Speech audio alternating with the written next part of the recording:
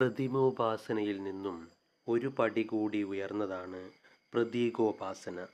ബ്രഹ്മപ്രതീകാനാം ആദിത്യാദീനാം ബ്രഹ്മദൃഷ്ട്യാ ഉപാസനം എന്നാണ് ആചാര്യന്മാർ ഇതിന് ലക്ഷണം പറഞ്ഞിട്ടുള്ളത്. ഏതെങ്കിലും ഒരു ചിഹ്നത്തെ ഈശ്വരസ്മരണയെ ഉദ്ദീപിപ്പിക്കുവാനായി സ്വീകരിക്കുകയാണ് നാം ഇതിൽ ചെയ്യുന്നത്. ശിവലിംഗവും സാളഗ്രാമവും മറ്റും സാധാരണ മൂർത്തങ്ങളായ പ്രതീകങ്ങളായി സ്വീകരിച്ചു വരുന്നു. ഈ പ്രതിമകൾക്കോ പ്രതീകങ്ങൾക്കോ യാതൊരു പ്രാധാന്യവുമില്ലെന്നും അതുകൊണ്ട് ഉദ്ദീപ്തമാകുന്ന ഭാവത്തിനാണ് പ്രാധാന്യമെന്നും ആചാര്യന്മാർ വീണ്ടും വീണ്ടും ഉദ്ബോധിപ്പിക്കുന്നുണ്ട്. കല്ലുകൊണ്ടോ മരം കൊണ്ടോ മണ്ണുകൊണ്ടോ ഉള്ള വിഗ്രഹങ്ങളിൽ ഈശ്വരൻ ഇല്ല. ഭാവത്തിലാണ് ഈശ്വരൻ സ്ഥിതി ചെയ്യുന്നത്. അതുകൊണ്ട് ഭാവമാണ് ഉപാസനയുടെ സാഫല്യത്തിനു കാരണം. മാനസികമായ ഭാവത്തിനാണ് സർവപ്രാധാന്യമെന്നും അതുകൊണ്ട് ഭാവത്തെ ഉദ്ദീപ്തവും സുദൃഢവുമാക്കുവാനാണ് ശ്രമിക്കേണ്ടതെന്നും സിദ്ധിക്കുന്നു.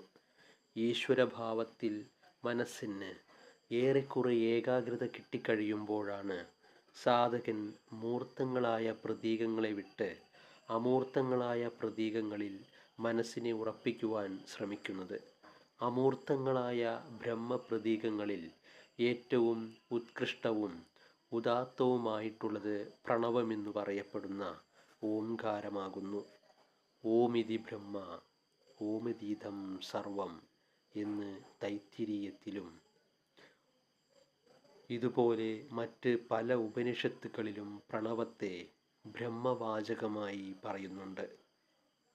നാമനാമികൾക്കുള്ള അഭേദം ലോകപ്രസിദ്ധമാണ്.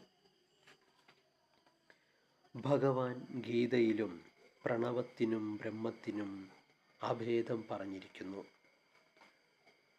പ്രണവോപാസനയുടെ ഫലവും വ്യക്തമാക്കിയിരിക്കുന്നു. എല്ലാവരുടെയും ഹൃദയങ്ങളിൽ സ്ഥിതി ചെയ്യുന്ന അന്തരാത്മാവായ ഈശ്വരൻ തന്നെയാണ് പ്രണവമെന്നറിഞ്ഞ് ഓംകാരത്തെ ഉപാസിക്കുന്നവൻ ശോകമോഹങ്ങൾക്കും ഭയത്തിനുമെല്ലാം അതീതനായിത്തീരുന്നു എന്നാണ് ആചാര്യന്മാർ വ്യക്തമാക്കുന്നത്. വേദാന്തങ്ങളെല്ലാം വിവരിക്കുന്നതും കഠിന തപസ്സുകളെക്കൊണ്ട് ഋഷിമാർ പ്രാപിക്കുവാൻ ആഗ്രഹിക്കുന്നതും ബ്രഹ്മചര്യാദി വ്രതങ്ങളെല്ലാം ലക്ഷ്യമാക്കുന്നതും ആയ പരമമായ പദം ഓംകാരം തന്നെയാണെന്ന് ഉപനിഷത്തുക്കൾ വിവരിക്കുന്നു. വൈദിക ധർമ്മത്തിൽ ഏതൊരു ശുഭകാര്യവും മന്ത്രോച്ചാരണവും ഓംകാരം കൊണ്ടാണ് ആരംഭിക്കുന്നത്. ഓം തത്സത്. ശ്രീ ഗുരുഭ്യോ നമഃ.